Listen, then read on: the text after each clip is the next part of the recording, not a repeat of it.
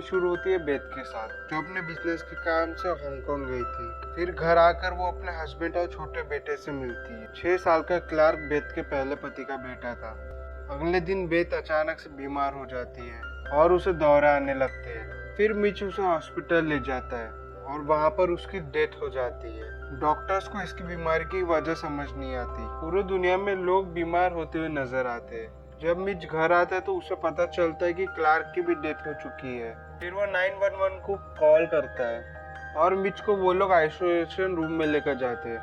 पूरे दुनिया के लोग आहिस्ता आहिस्ता मरने लगते हैं। न्यूज में हम लोग देखते कि कोई नई बीमारी आई है यूएस में। उसके बाद हम कुछ डॉक्टरों को बात करते हुए देखते हैं, जिसमें हमें पता चलता है कि उनके ग्रुप की एक मेंबर जिनका नाम डॉक्टर एरिन है, उन्हें शहर जाना पड़ेगा ताकि वो इस बीमारी को रोक सके।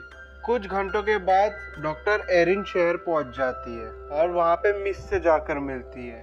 फिर वो मिस से बेथ के बारे में पूछती है कि वो हांगकांग किस काम से गई थी। तब मिच को पता चलता है कि बेथ उसे चीट कर रही थी। फिर मिच का ब्लड टेस्ट होता है, जहाँ पर मिच की रिपोर्ट्स नेगेटिव आती है क्योंकि उसका इम्यूनिटी सिस्टम स्ट्रॉन्ग था। तभी हम बाहर खड़ी मिच की पहली बीवी से हुई बेटी को देखते हैं। फिर मिच अपनी बेटी के साथ घर चला जाता है और आज 13वां दिन है। ये वायरस पूरे यूनाइटेड स्टेट में फैल गया है। तब डॉक्टर एरिन उन्हें बताती है कि ये वायरस एक बायो वेपन है और कोई इंटरनेशनल टेररिस्ट ऑर्गेनाइजेशन इसमें इन्वॉल्व है। और दूसरी तरफ यूएस के कुछ डॉक्टर्स हांगकांग पहुंच गए होते हैं ताकि वो जान सके कि बेथ कहाँ गई थी और कैसे ये वायरस फैला। फिर रिसर्च के दौरान पता चल जाता है कि ये वायरस सुअर और चमगादड़ के जेनेटिक्स मटेरियल से बना है और कुछ लोग वायरस पर स्टडी कर रहे हैं ताकि ये लोग इसकी वैक्सीन तैयार कर सके। पर अभी तक इस पर कोई काम नहीं हो पा रहा है क्योंकि जिस भी सेल में ये वायरस को डालते हैं वो सेल मर जाता है। अभी तक 80 करोड़ लोग इन्फेक्टेड हो चुके हैं इस वायरस से और इनके बचने के चांसेस 25 से 30% बताए जा रहे हैं। यहाँ पर गवर्नमेंट सभी इन्फेक्टेड सिटीज को आइसोलेटेड कर देती है और इधर डॉक्टर्स की रिसर्च चल रही थी जहाँ ये लोग बहुत सी वैक्सीन बना रहे थे और इन्फेक्टेड लोगों के ऊपर टेस्ट कर रहे थे, मगर यहाँ पर इनको कोई कामयाबी नहीं मिलती। स्कूल, कॉलेजेस, ऑफिस, एयरपोर्ट सब बंद थे और सब लोग डर के मारे अपने घरों में बंद थे।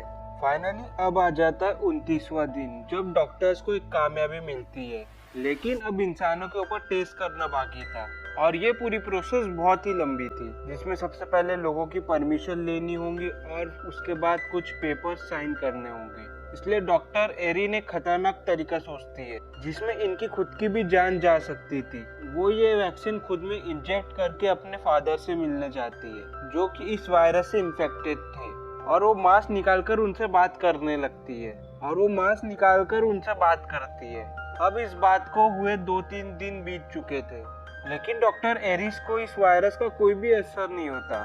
जिसके बाद WHO को बता दिया जाता है कि हमें वायरस की वैक्सीन मिल चुकी है और पूरी दुनिया में ये न्यूज़ जल्दी आग की तरह फैल जाती है।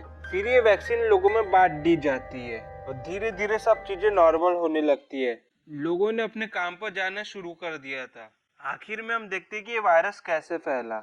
तो हांगकांग में एक बुलडोजर गलती से एक पेड़ को तोड़ देता है, जिससे उस पेड़ पर रहने वाले चमगादड़ डिस्टर्ब हो जाते हैं और वो केले के झाड़ पर जा बैठते हैं और कुछ केले को बाइट करते हैं। उसके बाद वो चमगादड़ वहां से उड़कर एक पिग फार्म में चले जाते हैं, जिसमें से एक चमगादड़ उस केले को गिरा देता है और एक पिग उसे खा लेता है।